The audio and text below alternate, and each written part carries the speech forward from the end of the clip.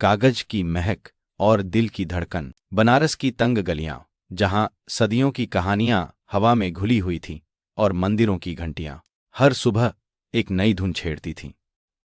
यहीं एक पुरानी हवेली की निचली मंजिल पर किताबों की एक छोटी सी दुकान थी, जिसका नाम था ज्ञानकोश। बाहर से धूल धूसरित और गुमनाम सी लगने वाली यह दुकान अंदर से एक अलग ही दुनिया थी, जहां इतिहास की सांसें कागज के पन्नों में कैद थीं। आरव, एक फोटोग्राफर, बनारस आया था पुराने मंदिरों और हवेलियों की वास तुकला पर एक डॉक्यूमेंट्री बनाने। लेकिन उसकी तलाश सिर्फ पत्थरों में नहीं थी, बल्कि उन कहानियों में भी थी जो इन पत्थरों को गढ़ती हैं। उसे एक प्राचीन पांडुलिपि की तलाश थी, जिसमें स्थानीय लोककथाओं के साथ साथ कुछ अनूठी वास्तुशैली का भी जिक्र था।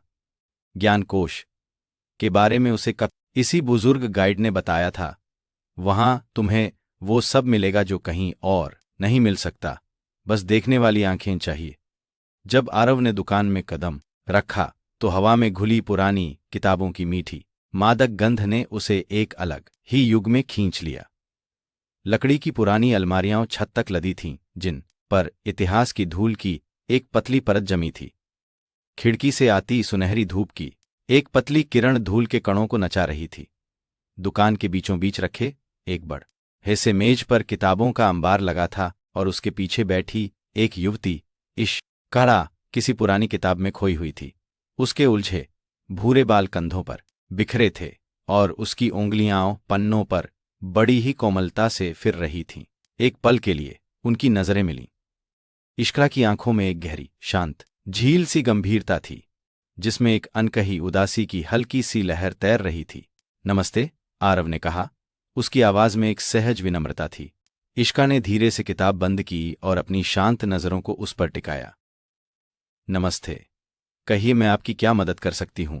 उसकी आवाज में किताबों की तरह ही एक पुरानी मधुर गूंज थी। आरव ने उसे अपनी जरूरत बताई, उस प्राचीन पांडुलिपि का नाम और उसकी विशेषताएं बताईं। इश्कड़ा ने ध्यान से सुना। उसकी आंखों में एक अजीब सी चमक आ गई, जैसे वह किसी भूले हुए दोस्त का नाम सुन रही हो। ये पांडुलिपि, ये बहुत दुर्लभ है, उसने कहा। मेरे दादाजी भी इसे ढूंढते थे। मुझे लगता है मेरे पास इसकी एक प्रति हो सकती है, लेकिन वह कहाँ होगी, यह तो विज्ञान कोश ही जाने। यहां हर किताब का ये अपनी एक जगह है, जिसे सिर्फ वो किताब और मैं जानती हैं। उसकी बात में एक चंचल मुस्कान की हल्की सी झलक थी। आपको रोज आना पड़ेगा? शायद यह कोई पहेली है जिसे सुलझाने में हमें थोड़ा वक्त लगेगा। आरव को लगा जैसे बरसों से भटकने के बाद उसे कोई रास्ता मिला हो। उसने सिर हिलाया। मुझे मंजूर है। अगले कुछ दिनों तक लाहौर ज्ञानकोश आरव का दूसरा घर बन गया। रोज सुबह वह दुकान खुलते ही वहां पहुंच जाता और इश्कड़ा के साथ मिलकर उस पांडुलिपि की तलाश में जुट जाता। उनकी बातचीत सिर्फ किताबों तक सीमित नहीं रही। वे बनारस की गली, यूं गंगा के किनारे की कहानियों, पुरानी यादों और आने वाले सपनों पर बातें करते। आरव अपनी यात्राओं और फोटोग्राफी के बारे में बताता और इश्कड़ा उसे पुरानी किताबों में दबी अनसुनी दास्तानें सुनाती। इश्कड़ा को किताबों की हर परत की महक और हर पन्ने की सरगोशी समझ आती थी। आरव ने देखा, जब वह किताबों की बात करती थी तो उसकी आंखें चमक उठती थीं और उसके चेहरे पर एक अजीब सा नूर बिखर जाता था। वह उसकी इस लगन, इस सादगी और उसकी आंखों की गहरी चमक से प्रभावित होता जा रहा था।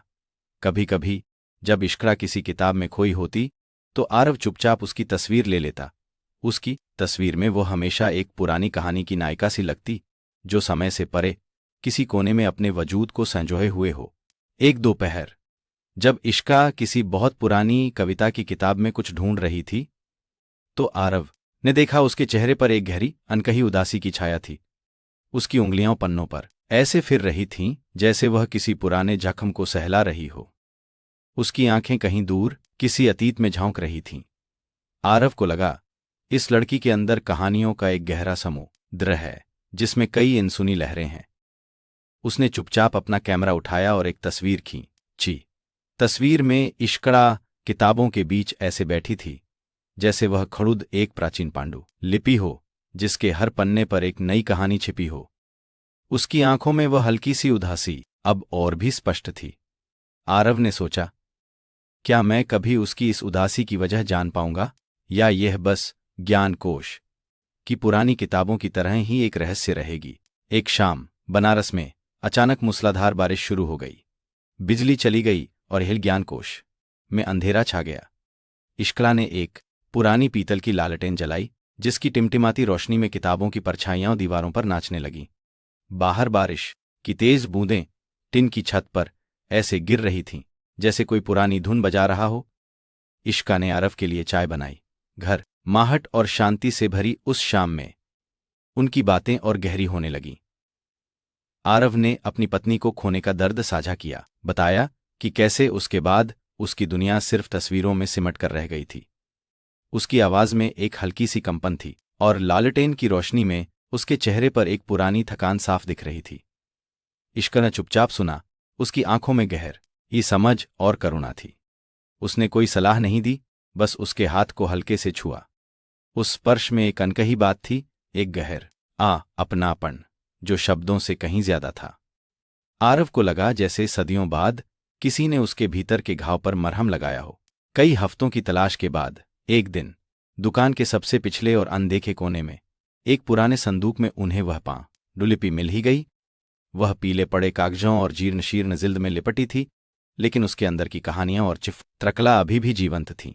उस क्षण उनकी आंखों में एक साथ खड़ुशी की चमक थी और एक अजीब सी उदासी भी, क्योंकि जिस वजह से वे साथ थे वह पूरी हो चुकी थी। आरव ने इश्करा की तरफ देखा। तुम्हारी वजह से ही यह मुमकिन हुआ? इश्का, नहीं, यह तो ज्ञानकोश की मर्जी थी, उसने मुस्कुराते हुए कहा, लेकिन उसकी मुस्कान में एक हल्की सी कसक थी।